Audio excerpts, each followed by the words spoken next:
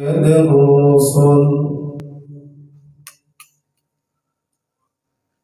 على سيد الرسل وخاتم الأنبياء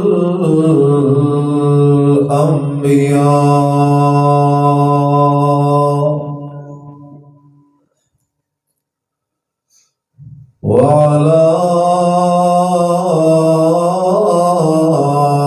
آله وأصحابه الأتقياء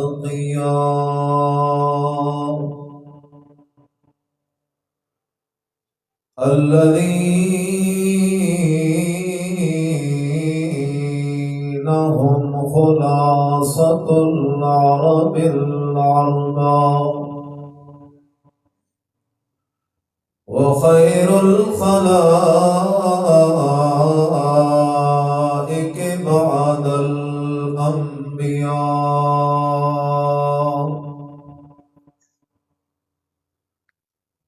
أما بعد فأعوذ بالله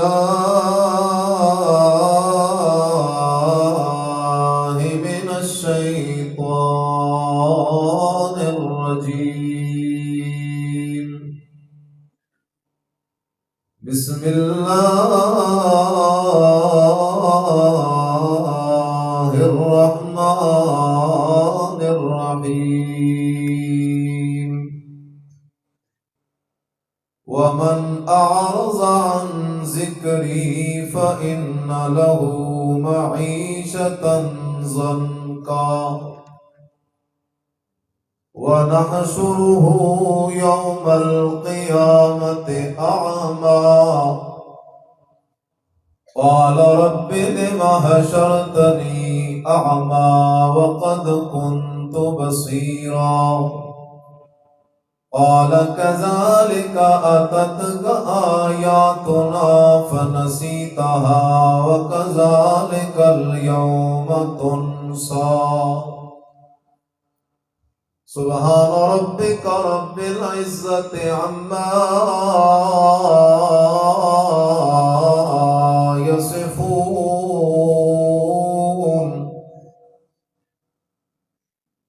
وسلام على المرسلين والحمد لله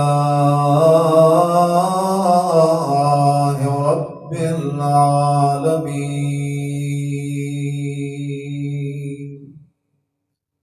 تمام حاضرین ایک دفعہ درود پاک پڑھیں. کما صلی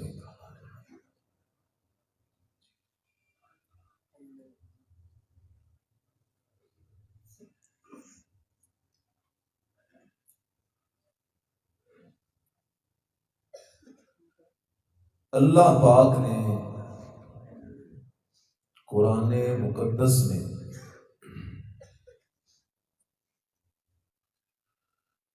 ایک مقام پہ مال اور اولاد کو فتنہ قرار دیا ہے.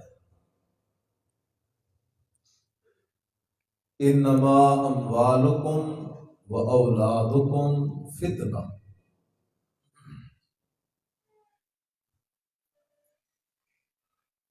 اور پھر اسی قرآن میں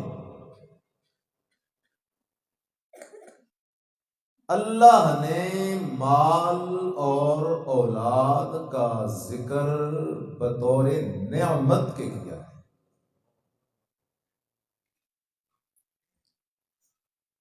فَقُلْتُ اسْتَغْفِرُوا رَبَّكُمْ إِنَّهُ كَانَ غَفَّارًا.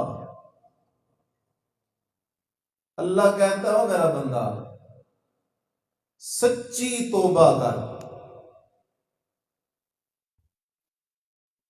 اور سچی توبہ یہ ہے کہ سب سے پہلے شرک سے توبہ کر. میرا بندہ سچی توبہ کر، بارشیں بھی برسانی شروع کر دوں گا، تجھے نیک اور صالح فرما بردار اولاد بھی میں دوں گا، اور تیرے گھر میں مال کی بھی ریل پیل کر دوں.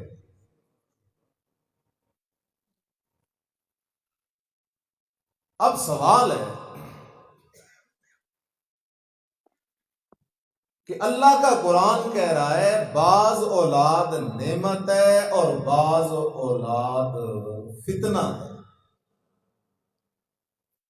بعض مال وہ نعمت ہے اور بعض مال کیا ہے؟ مال تو قارون کے پاس بھی تھا، لیکن مدینے کے سیٹھ عثمان بن عفان کے مال کے کیا ہی کہنے.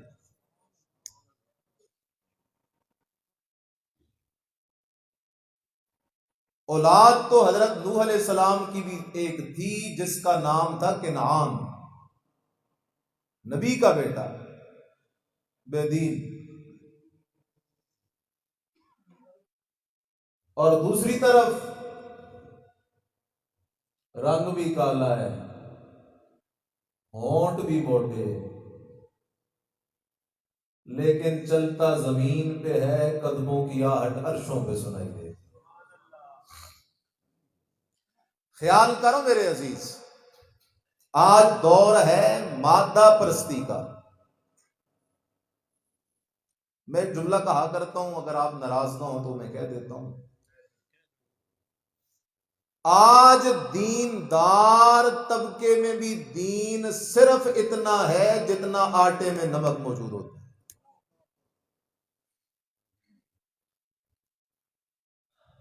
اگر یہ اللہ کا قرآن اور آمنہ کے لال کی سنت کو لے کر اسلامی معاشرے میں بندہ تجزیہ کرنا شروع کر دے، تحقیق اور تفتیش کرنا شروع کر دے،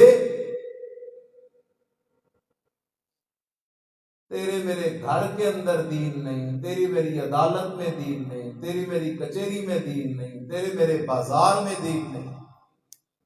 اللہ کے دین کو تو ہم نے صرف نماز، روزہ، زکوٰۃ، خیرات، صدقات کے اندر قید کر کے رکھا ہوا ہے. اللہ کے دین تو نے ادھر سے باہر قدم نہیں نکالنا، باقی ہم نے ساری اپنی مرضی کر. بہرحال موقع ہے. بعض مال کو اللہ کہہ رہا ہے یہ فتنہ ہے، بعض اولاد فتنہ ہے، بعض مال نعمت ہے، بعض اولاد نعمت ہے. ایک لفظ میں اس کا فرق آپ کے دل و دماغ میں ڈالنا چاہتا ہوں. جو مال اور جو اولاد دین پہ لگ جائے وہ مال بھی نعمت، وہ اولاد بھی نعمت. اور جو مال دین سے دور لے جائے اور جس اولاد کو والدین خود دین سے دور لے جائیں، تو دین سے دور اگر مال ہے وہ بھی فتنہ اور عذاب ہے، دین سے دور اگر اولاد ہے تو وہ دنیا کا سب سے بڑا عذاب. اس لیے اگر دنیا اور آخرت کی عزتیں چاہتے ہو، اولاد کو بھی دین کی طرف رخ دو اور مال کو بھی دین پہ خرچ کرو. اس کے بغیر اور کوئی رستہ نہیں. دن قیامت کا ہوگا. آج تو بڑا مسئلہ ہے. آج تو مسلمان ہے لیکن اپنی اولاد کو حافظ، قاری، عالم بنانے کے لیے تیار نہیں. میرے عزیز خیال کر، جو شان اور مقام اللہ نے ایک عالم کو دی ہے، ایک حافظ کو دی ہے. اوے حافظ عالم چھوڑ، بچہ جب مدرسے آتا ہے نا اور قاری صاحب کے سامنے دو زانو ہو کے بیٹھتا ہے، قاری اس کو پڑھاتا ہے، پڑھ بیٹا بسم اللہ الرحمن الرحیم. ابھی علم والی سڑک پہ وہ چلنا شروع کر دیتا ہے. خدا کی قسم دنیا کے سارے عہدوں کا اچار بنا کے بھی لے آ تو اس طالب علم کے پاؤں سے لگنے والی خاک کا مقابلہ نہیں کر سکتا. عزت قرآن سے ہے، جدھر جدھر قرآن جاتا ہے وہاں اللہ عزتوں کی برسات کرتا ہے. اس لیے خیال کر، دن قیامت کا ہوگا، جہنم کے اندر لوگ قسم قسم کے عذاب میں مبتلا ہوں گے، قسم قسم کے عذاب۔ اور جہنم کے اندر جو سب سے ہلکا عذاب ہوگا نا، وہ کیا ہوگا کہ وہ بندہ ایڑیوں تک آگ میں کھڑا ہوگا، اور آگ بھی جہنم کی، آگ میں کھڑا ہوگا۔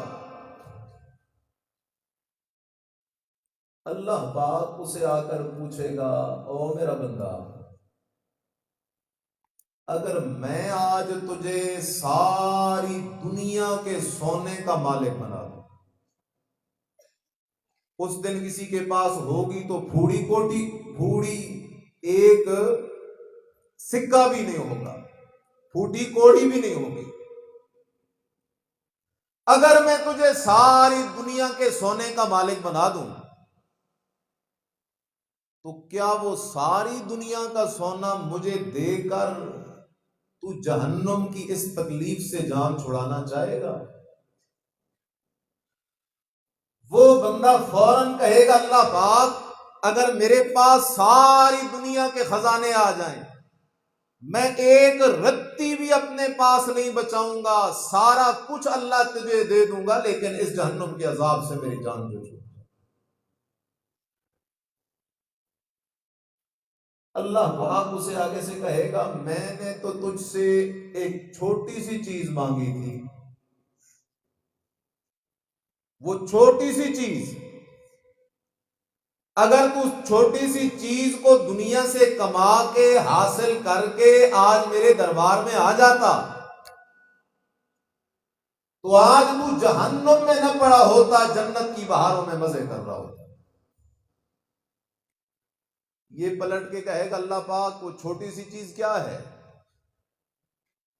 کہ اگر میں وہ چیز دنیا سے لے آتا تو آج جہنم میں نہ پڑا ہوتا۔ اب جن ساتھیوں کا ارادہ ہے کہ وہ چیز ہم پہلے سمجھ لیں اور پھر اس کو دل میں بٹھا لیں، جس کے بدلے میں اللہ ہمیں جنت دے گا، جن کا ارادہ ہے وہ سمجھنے کا ذرا ہاتھ کھڑے۔ اللہ وہ کون سی چیز ہے؟ خیال کرو، حدیث بڑی عجیب ہے۔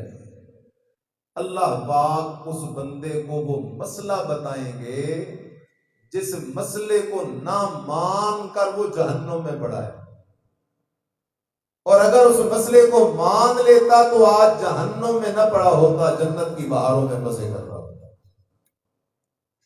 وہ کون سا مسئلہ ہے؟ اللہ پاک اسے کہے گا، میں نے تجھے بڑا ہی دنیا میں سمجھایا تھا، نبیوں کے ذریعے، کتابوں کے ذریعے، اس مسئلے کو مان لے۔ وہ کون سا مسئلہ ہے؟ اللہ کہے گا، اللہ تشرک بی شیئا، او میرا بندہ، میں خدا نے کم و بیش 1.25 لاکھ نبیوں کے ذریعے، 4 بڑی کتابوں اور 100 صحیفوں کے ذریعے تجھے یہ مسئلہ سمجھانے کا انتظام کیا تھا، اللہ تشرک بی شیئا۔ او میرا بندہ، جس طرح تو بڑی غیرت والا ہے، تو بڑے بڑے گھاٹے برداشت کر لیتا ہے، نقصان برداشت کر لیتا ہے، لیکن جب تیری عزت پہ حملہ ہو، غیرت پہ حملہ ہو تو کھڑا ہو جاتا ہے، اپنا سب کچھ لٹانے کے لیے تیار ہو جاتا ہے، لیکن کہتا ہے یار میں اپنی عزت پہ سودے بازی نہیں کر سکتا، اپنی غیرت پہ سمجھوتا نہیں کر سکتا۔ اسی طرح اللہ کہتا ہے، میرا بندہ، اگر تیرے دامن میں اتنے گناہ ہو کہ ان گناہوں سے یہ زمین و آسمان بھر جائے، لیکن تیرے دامن میں یہ شرک والا گناہ نہ ہوا تو میں اللہ اتنا مہربان ہوں، تیرے سارے گناہوں کو بخش دوں گا، چاہوں تو نیکیوں میں بدل کے رکھ دوں گا۔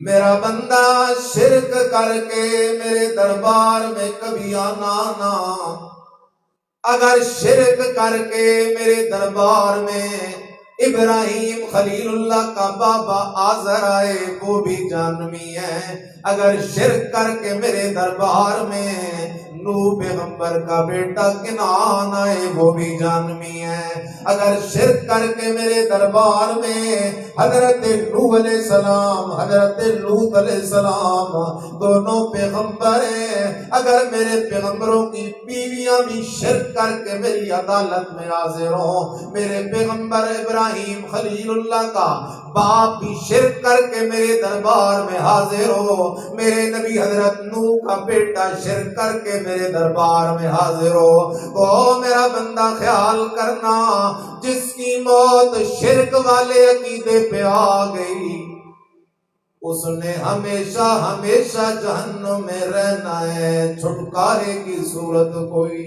نہیں۔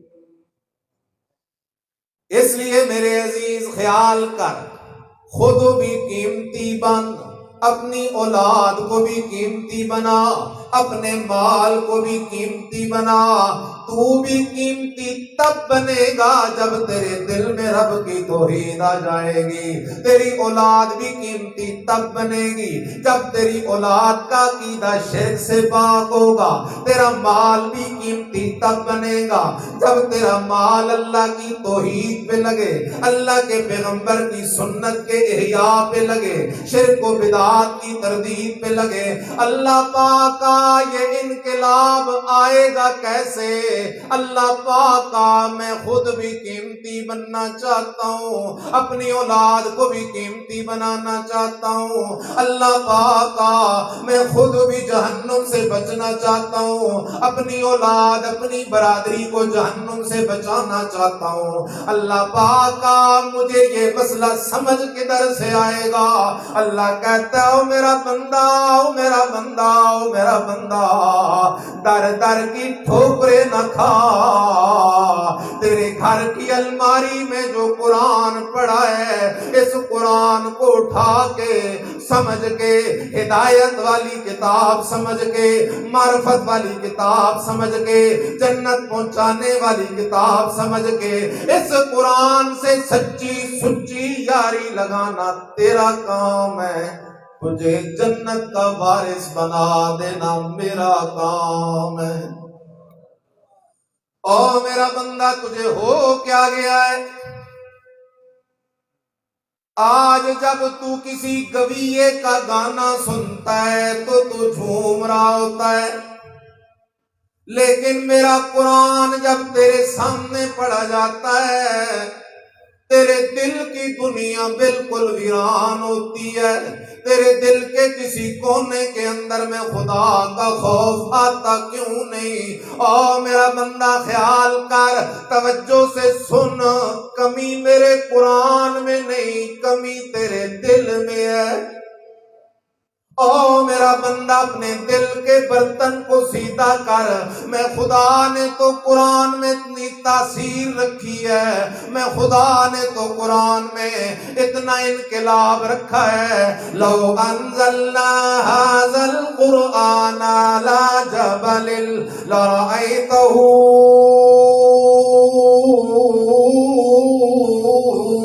خاشعا متصدعا من خشیت اللہ وتلک الامثال نضربها للناس لعلهم يتفکرون۔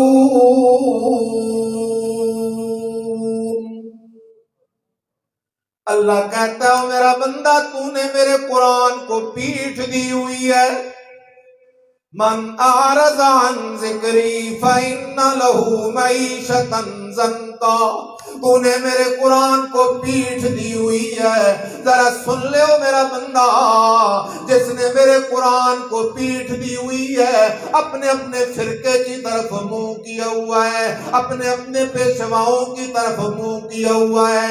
خیال کرو میرا بندہ، ادب کر علماء کا، ادب کر سادات کا، ادب کر پیروں کا، ادب کر فقیروں کا، لیکن تیرے دل میں انقلاب جس کتاب سے آ سکتا ہے اس کا نام قرآن ہے۔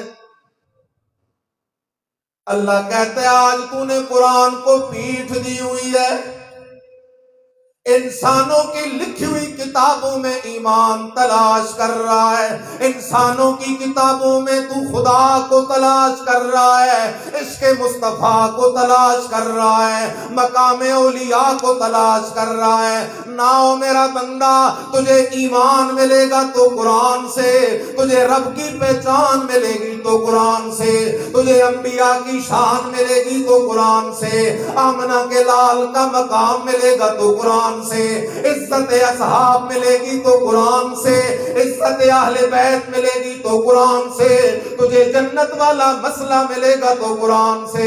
اللہ کہتا ہے میرا بندہ، تو نے جو میرے قرآن کو پیٹھ دی ہوئی ہے، سن لے سن لے سن لے، کچھ لوگوں کو میں اللہ قیامت کے دن محشر کے میدان میں اندھا کر کے اٹھاؤں گا،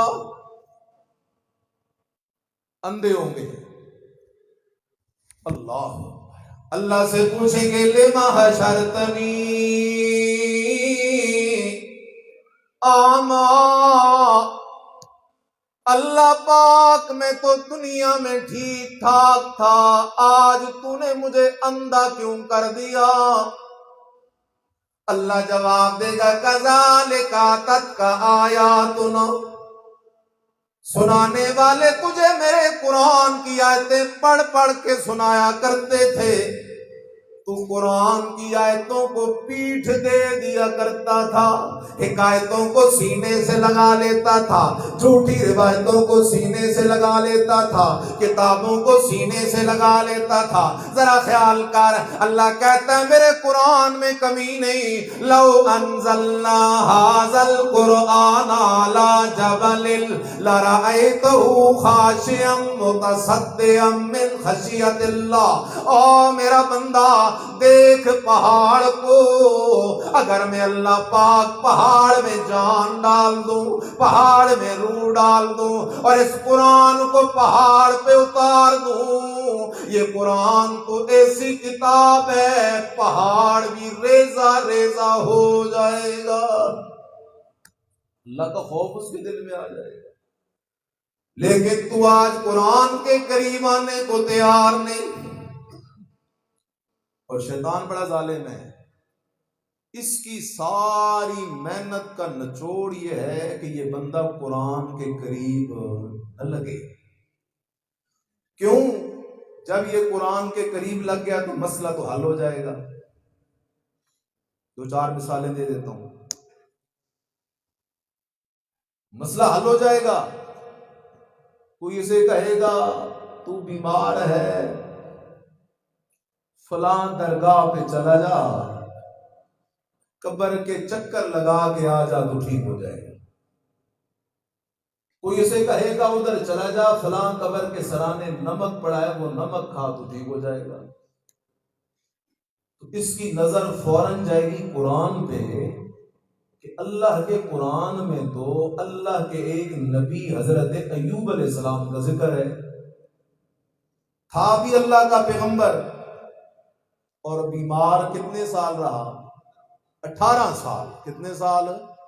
18 سال اللہ کا پیغمبر بیمار رہا، لیکن وہ پیغمبر اپنے بدن سے بیماری دور نہ کر سکا۔ تو جب قرآن سے یہ مسئلہ میرے مسلمان بھائی کو پتہ چل گیا تو پھر بیمار ہو کے رب کے سوا کسی اور کے در پہ، اس کو اولاد کی ضرورت پڑ گئی۔ کوئی اسے کہے گا ادھر چلا جا، ادھر چلا جا، ادھر چلا جا، اس کی نظر فوراً قرآن پہ جائے گی۔ بھائی اللہ کے قرآن میں تو اللہ کا ایک پیغمبر ہے جس کا نام حضرت زکریا علیہ السلام ہے، عمر 120 سال ہو گئی تھی، لیکن پیغمبر کی اپنی اولاد کوئی نہیں تھی، لیکن پیغمبر اولاد کے لیے رب کے سوا کسی اور کے در پہ گیا بھی،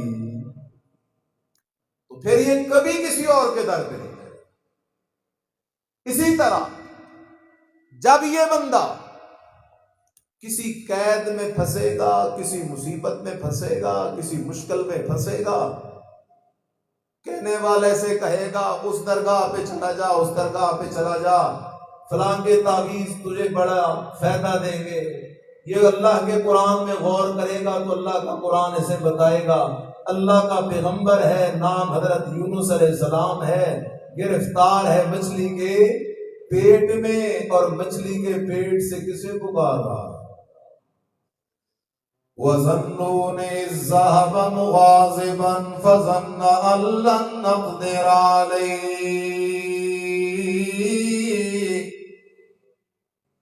اللہ کہتا ہے اے میرا پیغمبر، اے میرے پیغمبر کے ماننے والو، آؤ میں اللہ تمہیں اپنے مچھلی والے پیغمبر کا واقعہ سنانے لگا ہوں۔ اللہ پاک کا کیا واقعہ ہے؟ فرمایا وَظَنُّونِ إِذْ ذَهَبَ مُغَاضِبًا، یاد تو کرو نا میرے مچھلی والے پیغمبر کو، جب نکلا بستی سے غصہ اور یہ سوچ رہا تھا، گمان کر رہا تھا اللہ نقدر علیہ، اللہ کی طرف سے کوئی تنگی نہیں ہونے والی، کوئی سختی نہیں ہونے والی۔ اللہ کا پیغمبر حضرت یونس علیہ السلام بستی سے نکل پڑا، چلتے چلتے چلتے چلتے حضرت یونس علیہ السلام دریا کے کنارے پہ پہنچے، دیکھا کیا کشتی بالکل مسافروں سے بھری کھڑی ہے۔ حضرت یونس علیہ السلام بھی کشتی میں سوار ہو گئے، کشتی میں بیٹھ گئے اللہ کے پیغمبر، کشتی چل پڑی، دریا کی لہروں کو چیرتے ہوئے کشتی منزل مقصود کی طرف رواں دوائیں جا رہی ہے۔ لیکن خیال کر نبی کشتی کے اندر بیٹھا ہے، لیکن وہ کشتی دریا کی موجوں میں چل رہی ہے، تو کس کے حکم سے چل رہی ہے؟ اسی لیے حضرت نوح علیہ السلام کو اللہ نے حکم دیا میرا پیغمبر جب کشتی میں سوار ہو کے بیٹھے تو پڑھنا بسم اللہ مجرہا و مرساہا۔ اور میرے ساتھیوں سن لو، میں نوح پیغمبر کشتی میں سوار ہوں، لیکن یہ کشتی میں نوح پیغمبر کی مرضی سے کوئی نہیں چلتی، یہ کشتی چلتی بھی ہے تو کس کی قدرت سے، اور یہ کشتی رکے گی تو کس کی قدرت سے۔ اس لیے مسئلہ یاد کر، جب بھی کسی سواری پہ بیٹھے تو قرآن دعا سکھاتا ہے سبحان الذی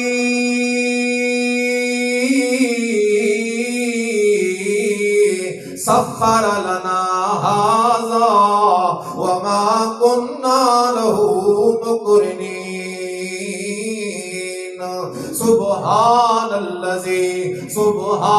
الذی، پاک ہے وہ ذات، سارے معنی کرو، پاک ہے وہ ذات، کس سے پاک ہے؟ سبحانہ و تعالی عما یشرکون، پاک ہے وہ ذات، کس سے پاک ہے؟ شریکوں سے پاک ہے، اس کا شریک کوئی نہیں۔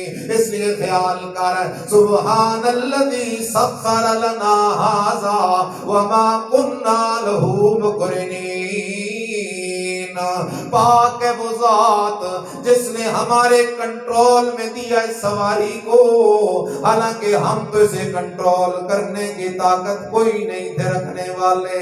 اس لیے خیال کرو میرے عزیزاں، توجہ کر، آج جب بازار میں جاتا ہوں کیا دیکھتا ہوں، کئی میرے نادان دوستوں نے گاڑیوں کے اندر اپنے پیروں کے فوٹو لگا رکھے ہیں، اور عقیدہ یہ رکھا ہوا ہے پیر کا فوٹو بڑا کمال والا ہے، میرے گاڑی کو نقصان سے بچا دے گا۔ اللہ اکبر۔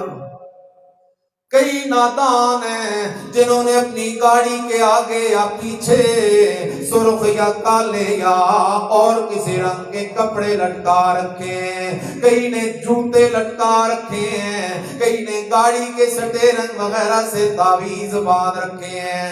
نظریہ کیا ہے؟ ان طریقوں سے میں نقصان سے بچ جاؤں گا۔ نہ میرے عزیز، نہ میرے عزیز، نہ میرے عزیز، خیال کر، نفع نقصان آسمان کی مالک ذات ہے تو صرف کس کی ذات ہے؟ اس لیے عقیدہ صاف رکھ، عقیدہ ستھرا رکھ، اللہ کے سوا نفع دینے والا بھی کوئی نہیں، اللہ کے سوا نقصان سے بچانے والا بھی کوئی نہیں۔ اللہ اکبر۔ کیا خیال ہے، گاڑی قیمتی ہے یا گاڑی کا مالک قیمتی ہے؟ اونچا بول کوئی نہیں رہے۔ آپ کا کیا خیال ہے، گاڑی قیمتی ہے یا وہ چودھری صاحب، وہ پیر صاحب، وہ حاجی صاحب؟ اگر اس پرانے جوتے کے لٹکانے سے گاڑی بچ سکتی ہے تو پھر ایسا ہی ایک جوتا مالک کے گلے میں بھی ہونا چاہیے، نہیں ہونا چاہیے؟ مالک کی حفاظت بھی تو ضروری ہے نا بھائی۔ لیکن نہیں، شیطان تجھ سے وہ مسئلہ چھین رہا ہے جو چھن گیا تو جہنم چلا جائے گا۔ ہر مقام پہ غور کیا کر۔ حضرت یونس علیہ السلام کشتی میں سوار ہیں، کشتی چلتی جا رہی ہے، چلتی جا رہی ہے، چلتی جا رہی ہے، جاتے جاتے کشتی ایک بھنور میں پھنس گئی، کشتی بھنور میں پھنس گئی، کشتی بھنور میں پھنسی ہوئی ہے، یوں چکر کھا رہی ہے۔ اللہ کا نبی حضرت یونس مچھلی کے پیٹ میں جانے والا پیغمبر ابھی کشتی میں سوار بیٹھا ہے، لیکن خیال کر، مسئلہ سمجھ، توجہ کر۔ اللہ کے پیغمبر حضرت یونس علیہ السلام اپنی طاقت، اتھارٹی اور مرضی سے کشتی کو کنارے لگا نہ سکے۔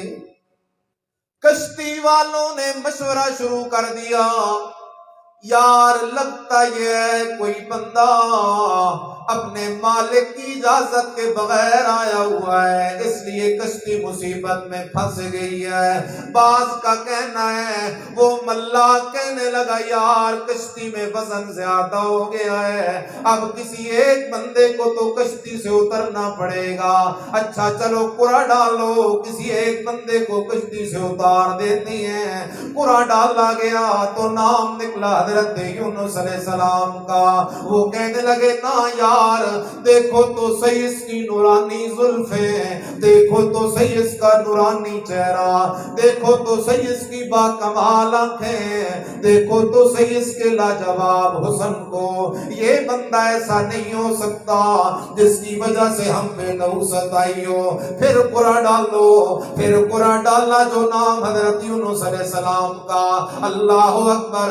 حضرت یونس علیہ السلام سمجھ گئے معاملہ نیچے سے خراب نہیں، اوپر سے خراب ہے۔ اس لیے اللہ کے پیغمبر حضرت یونس علیہ السلام نے کشتی سے چھلانگ لگائی۔ ادھر اللہ کے پیغمبر نے کشتی سے چھلانگ کیا لگائی، پانی کے نیچے ایک مچھلی بالکل تیار بیٹھی ہے، منتظر بیٹھی ہے۔ اللہ کا پیغمبر ادھر سے چھلانگ لگانے لگا ہے، نیچے مچھلی گھات لگا کے بیٹھی ہے، لیکن پیغمبر کو پانی کی لہروں کے اندر چھپی مچھلی نظر آئی کوئی نہیں، اس لیے کہ پردوں کی عورتوں کے پیچھے کے حال کو دیکھنے اور جاننے والا ہے تو اکیلا کون ہے؟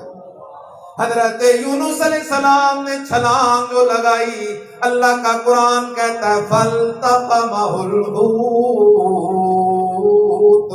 مچھلی نے اپنا دہانا، اپنا منہ کھول لیا، حضرت یونس علیہ السلام کو اپنے پیٹ میں گرفتار کر کے وہ مچھلی جا کے بیٹھ گئی دریا کی تہہ میں۔ اب میرے عزیز ذرا لوٹا، مسئلہ ذرا سمجھ، خیال کر، اللہ کا پیغمبر ہے، اللہ کا پیغمبر ہے، اللہ کا پیغمبر ہے، بستی سے روانہ ہو رہا ہے، اللہ اکبر، دریا کے کنارے پہ پہنچا، سوار ہوا کشتی میں، کشتی پھنس گئی بھنور میں، اللہ کے نبی نے چھلانگ جو لگائی پہنچ گیا مچھلی کے پیٹ میں۔ خیال کر اگر اللہ کے پیغمبر کو پہلے سے پتا ہوتا، اگر اللہ کے پیغمبر کو پہلے سے پتا ہوتا اس کشتی نے بھنور میں پھنس جانا ہے، مجھے چھلانگ لگانی پڑ جائے گی اور مچھلی مجھے گرفتار کر کے دریا کی تہہ میں لے جائے گی، اور وہاں ایک لمبا عرصہ مجھے مچھلی کے پیٹ میں رہنا پڑے گا۔ اگر اللہ کے پیغمبر کو آئندہ کے حالات کی خبر ہوتی، نہ اللہ کا پیغمبر بستی سے نکلتا، نہ اللہ کا پیغمبر کشتی میں سوار ہوتا، نہ اللہ کا پیغمبر دریا میں چھلانگ لگاتا۔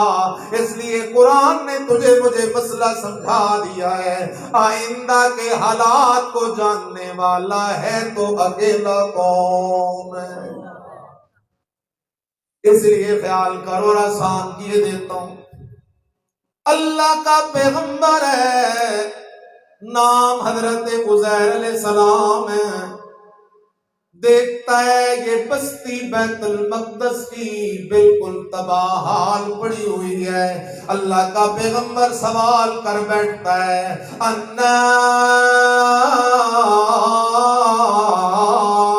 یحیی ھذہ اللہ بعد موتہا، اللہ پاک اس ویران تباہ حال بستی کو دوبارہ کیسے آباد کرے گا؟ اللہ کے نبی نے یہ سوال کیا، اوپر سے جواب آیا، فَأَمَاتَهُ اللَّهُ مِئَةَ عَامٍ، اے میرا پیغمبر چل، میں خدا تجھے 100 سال کے لیے موت کی وادیوں میں بھیجنے لگا ہوں۔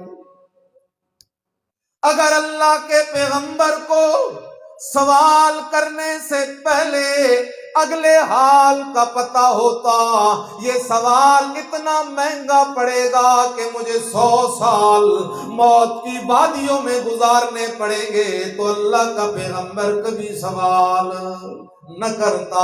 ذرا اور آگے چل، 7 ولی ہیں، 7 ولی ہیں، غار کے دہانے پہ کھڑے ہیں، غار کے سامنے کھڑے ہیں، اور وہ 7 ولی غار میں داخل ہو رہے ہیں۔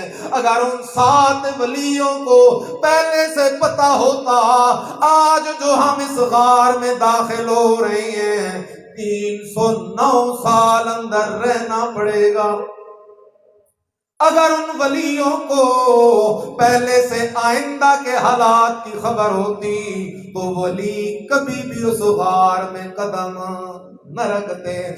ذرا اور خیال کر، اللہ کا پیغمبر ہے، عام پیغمبر نہیں، جدی پشتی پیغمبر ہے، نام حضرت یعقوب علیہ السلام ہے۔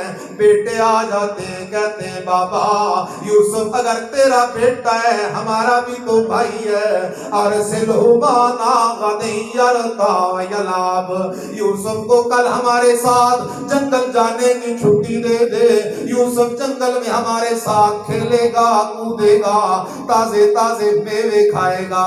حضرت یعقوب علیہ السلام نے عذر کیا، او میرے بیٹو انی لیحزننی ان تذهبوا به واخاف ان یاکلہ الذئب، او میرے بیٹو چونکہ ہمارے علاقے کے جنگل بھرے ہوئے بھیڑیوں سے کہیں میرے لال یوسف کو کوئی بھیڑیا نہ کھا جائے۔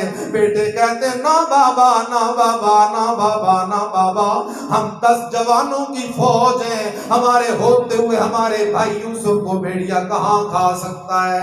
اللہ اکبر، صبح کا وقت ہے، یوسف بھی بڑا خوش ہے، تیاریاں ہو رہی ہیں، اللہ اکبر، جنگل جانے کی تیاریاں ہو رہی ہیں۔ حضرت یعقوب پیغمبر اپنی آنکھوں سے دیکھ رہا ہے میرا لال یوسف آج بڑا خوش ہے، تیاریاں کر کے جنگل کے لیے جا رہا ہے۔ حضرت یعقوب علیہ السلام کی آنکھوں کے سامنے دیکھتے دیکھتے یوسف یوسف گھر سے نکل رہا ہے، دیکھتے دیکھتے یوسف جنگل کی طرف جا رہا ہے، آخر حضرت یعقوب پیغمبر کی آنکھوں سے یوسف اوجھل ہو گیا۔